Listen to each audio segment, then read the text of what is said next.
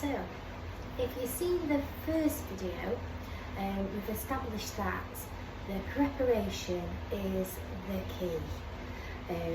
I firstly have my dogs come regular, so their coat keeps in better condition. Like our hair, if we don't go on a regular basis, our ends get split and it just doesn't grow the same, and it just gets tangly when you're combing it and things like that. It's exactly the same for them. So the better they are maintained, the better they are going to look. That's one thing. And then obviously when you are at the groomers, then if you can establish a really good clean and dry before you do your trimming, that's your basis for having a nice finish. My dogs, I give them, like I said yesterday, I give them, I'm boring him, I give them a facial, I give them 2 washes. If they're a very clean dog, I might not do 2 washes because they won't need it, but I give them a really good scrub. And I get inside all the feet and I give them a facial all nice and clean around the mouth. That's really important. And also when you've shampooed them, you want to rinse them, and when you think you rinse again, so that way you've got rid of any residue that might be in the coat still. And if they're nice and clean, they will dry quicker. If you put a little bit of conditioner spray or a fast dry spray, that will lift the coat and help it to straighten also. So what I do next is I wet their faces, I'll leave the facial on, I'll do the 2 shampoos, a good rinse. So then the next really important thing is how you dry them. So I'm not just going to wave a hairdryer and expect it to look wonderful. I've got to put a lot more effort into it. So I do use a blaster, and with the blaster you are stimulating the skin and lifting up the coat, pushing off that excess water. You are also looking and seeing right direct to the skin, so you might find hot spots, you might find little warts and things, so when you come to your groom, you know where to avoid. So I use the blaster till they're about 95% dry, and then I use my finishing dryer to go back over and lift up the coat, and it just helps lift and separate, ready for a really good trim. So here I go.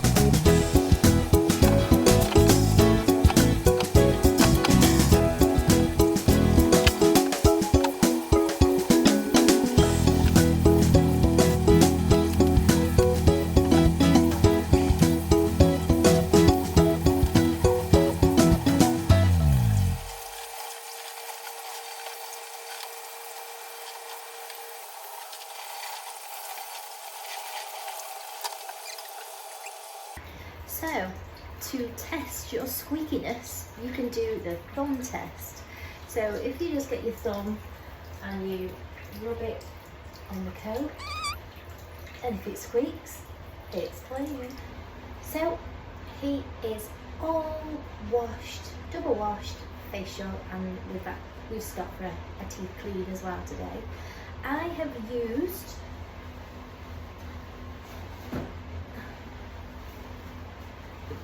the Doodle Doo on him, which is lovely. It's a really good shampoo. It is like a degreaser, detangle, it leaves a lovely shine and makes them fluffy as well, so it's like really good, and it smells very nice as well.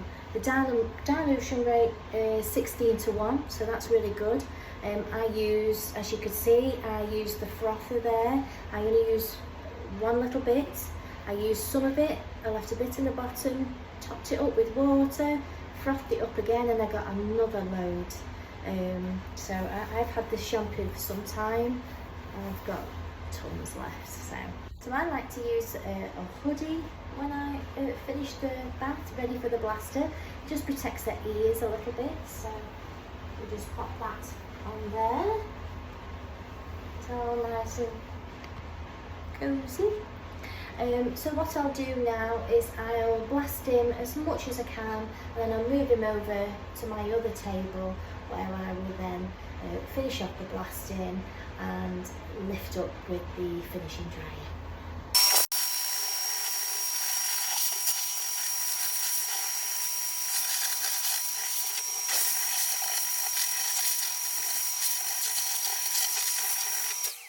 So that was just a quick blast to get the excess water off. I'm just going to put a little bit of conditioner in, a spray, and spray him over. This will help him dry quicker as well. It helps the coat straighten. The Doodle Doo shampoo is quite a conditioning shampoo, so I don't need much conditioner.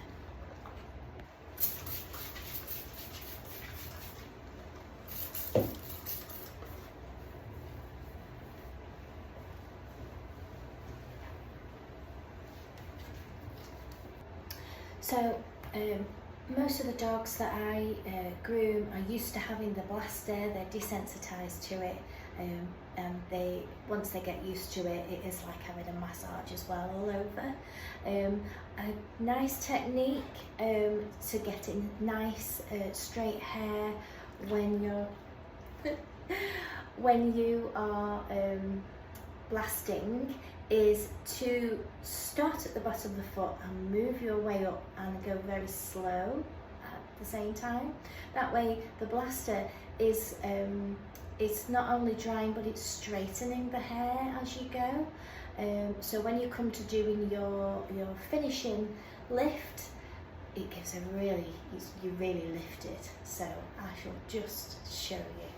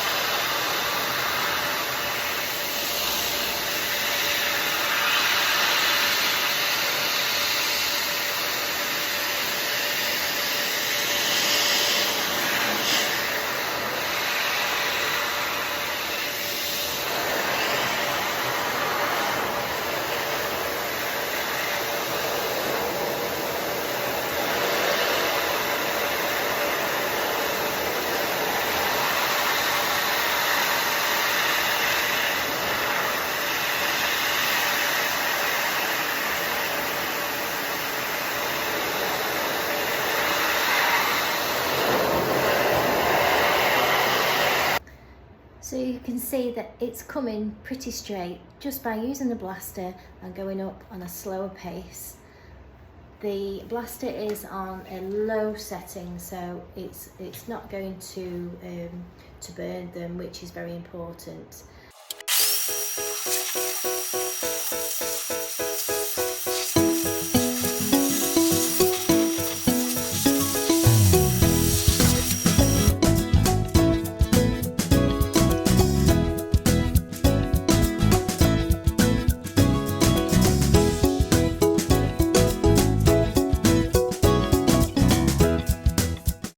So it's now 95% dry on his body now. I'm going to go back with the finishing dryer. I'm going to do his head, and then I'm going to lift up the rest of his body. Here we go.